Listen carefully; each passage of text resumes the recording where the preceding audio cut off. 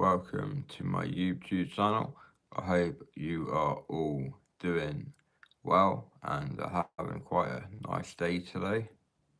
The weather here in Devon is very wet. It's been raining all day, or at least since 12 when I woke up earlier. And it's quite windy and it's been raining all day, like I was saying, and generally an unpleasant day. But that's nothing new here in North Devon. The weather is quite a bit small most of the time. So yeah, basically this video is just basically just to say that I'm back prescribed some Zopiclone, but I don't get them prescribed enough to take one every evening. I get 14 every 28 days because my doctor, aka my GP, which in the United States, if you don't know what GP stands for, it stands for General Practitioner. So your main doctor at the local medical centre or the local doctor's surgery.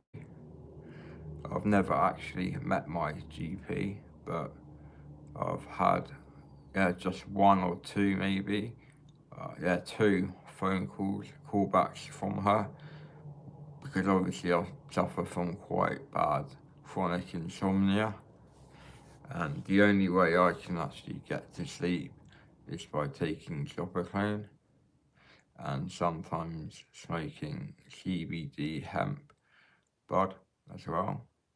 And I find both of these things help quite a lot. And also I am on an antipsychotic called quetiapine, also known as Seroquel. My dose is 200 milligrams in the morning and the same dose in the evening before bed. So I get another 200 milligrams at roughly 10 p.m. or usually a little bit after 10 in the evening. But last night I slept like a log, went to sleep at something like 10:30 or 11:45, got to sleep nearly straight away because my Zopiclone had about half an hour to take effect, and this was obviously a good thing because it enabled me to get to sleep, like I said, nearly straight away. Within 5 minutes I was asleep, mainly due to not having much sleep for a few previous nights. But yesterday I smoked a little bit of CBD hemp when I was out with my mum, and I took a Zopiclone, which really does help so much with sleep because the Zopiclone makes my mind more empty and less full of crap that it goes round in a circle usually, and especially in the daytime when I'm not on, Zopiclone or diazepam. Although there's obviously going to be a level of it, albeit fairly low levels, of both of those prescription drugs within my bloodstream at all times, because the last drugs test I had with my drugs worker, it said I was positive for benzos, because obviously I'm prescribed diazepam, and I know that Zopiclone isn't a actual benzodiazepine, but it is a Z drug, just like Zolpidem, but Zolpidem has a shorter half-life, and I think Zolpidem only, the action of Zolpidem to get you to sleep and stay asleep only lasts for something like 5 or 6 hours, I think, off the top of my head, but Zopiclone acts for longer. But with Zolpidem, it is a stronger effect, so I'm told, but honestly, I've never tried Zopiclone in my life because I have never asked for it, and I don't really want to be addicted to it either, to be quite honest with you. Because coming off the Zopiclone last time in 2 days, along with diazepam and pregabalin in quite high doses, but all in 2 days, I came off them whilst I was sectioned in that psychiatric ward in North Devon District Hospital, and it was hell. My thoughts were racing, and I had no control over my thoughts, and they were in the third person, and it was like my brain would reply to whatever the thoughts said, the voices said, but it wasn't actually me saying anything in my head, and it was pretty sketchy at times with how fast the voices would speak back to me, and then I would reply, but it wasn't actually me, as I said.